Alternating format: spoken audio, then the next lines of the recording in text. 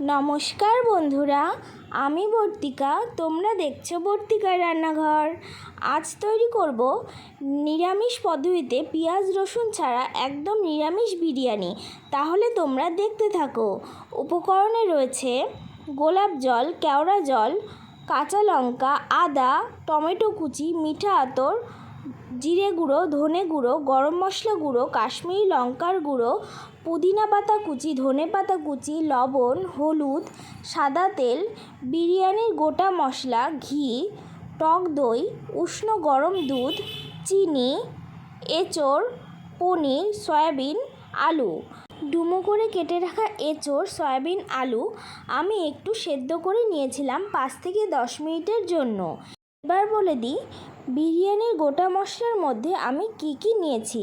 গোলাপের পাপড়ি, সাজিরে, লবঙ্গ, গোলমরিচ, এলাচ, দারচিনি, স্টার নিস, মরিচ আর জায়ফল। জায়ফল বাদে সমস্ত কিছুই আমি শুকনো খোলায় ভেজে গুঁড়ো করে নিয়েছিলাম। বিরিয়ানি রাইসের উপকরণে রয়েছে বাসমতি চাল, তেজপাতা, এলাচ, লবঙ্গ, 1 টুকরো লেবু, পুদিনা পাতা কুচি, লবণ, ধনেপাতা কুচি আর সাদা তেল।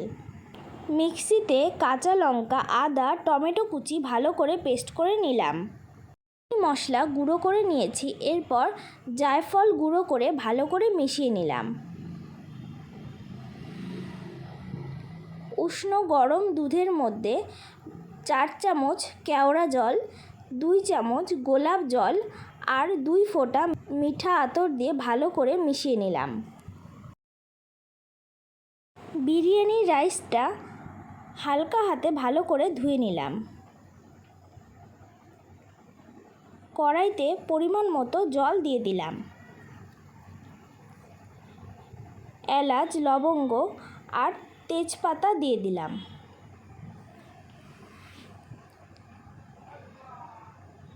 দিয়ে দিলাম বেশ খানিকটা লবণ, যাতে জলটা নোনতা হয়ে যায়।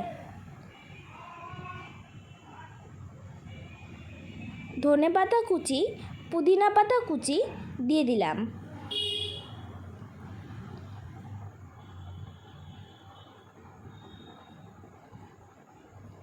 ভালো করে মিশিয়ে নিয়ে অপেক্ষা করব যতক্ষণ না জলটা ফুটে ওঠে। জল ফুটে গিয়েছে। এবার ধুয়ে রাখা চালগুলো দিয়ে দিলাম। ভালো করে মিশিয়ে নিয়ে লেবুর রস দিয়ে দিলাম। ঢাকা দিয়ে রাখবো 10 মিনিটের জন্য। 50% রাইসটা সেদ্ধ হয়ে গেলে জল ঝরিয়ে নেব। এতে সাদা তেল আর 1 চামচ ঘি দিয়ে দিলাম। আর তেল গরম হয়ে গেলে আলু আর পনিরগুলো ভেজে নেব।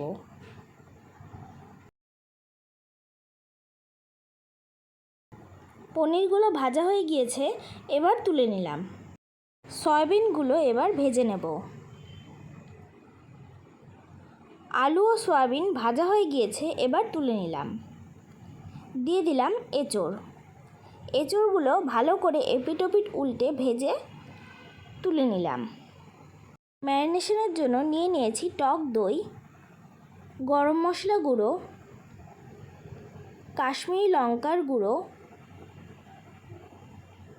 জিরে গুঁড়ো, ধনে গুঁড়ো, হলুদ সব কিছুই 1/2 চামচ নিয়ে নিয়েছি। 1 চামচ লবণ আর বেটে রাখা আদা, কাঁচা লঙ্কা, টমেটোর পেস্টটা দিয়ে দিলাম। বেশ খানিকটা সাদা তেল দিয়ে দিলাম। এবার মশলাটা ভালো করে মিশিয়ে নেব।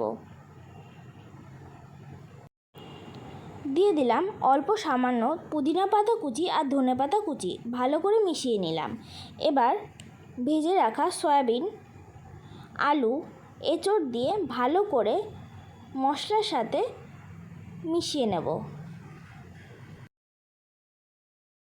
দিয়ে দিলাম 1 চামচ বিরিয়ানি মশলা।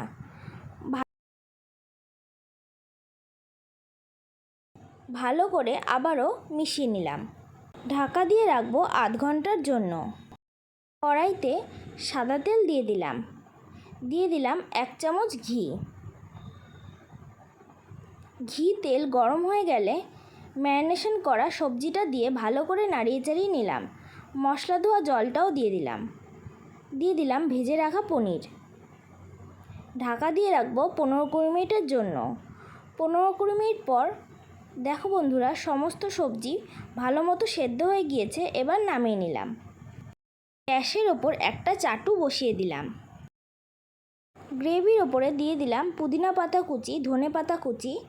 এবার রাইসগুলো ভালো করে ওপর দিয়ে ছড়িয়ে দেব। রাইসটা খুব ভালো করে চারিপাশে ছড়িয়ে দিলাম। অল্প ধনে পাতা কুচি আর পুদিনা পাতা কুচি ছড়িয়ে দিলাম। সামান্য বিরিয়ানি মশলা দিয়ে দিলাম উষ্ণ গরম দুধটা। আবারও বিরিয়ানি মশলাটা দিয়ে দিলাম। অল্প সামান্য চিনি দিয়ে দিলাম আর 1 চামচ মতো ঘি। ঢাকা দিয়ে দেব। চাটুর ওপরে বিরিয়ানিটা বসিয়ে দিলাম। এবার বলে দিই, তোমরা বিরিয়ানিটা কতক্ষণ দমে রাখবে।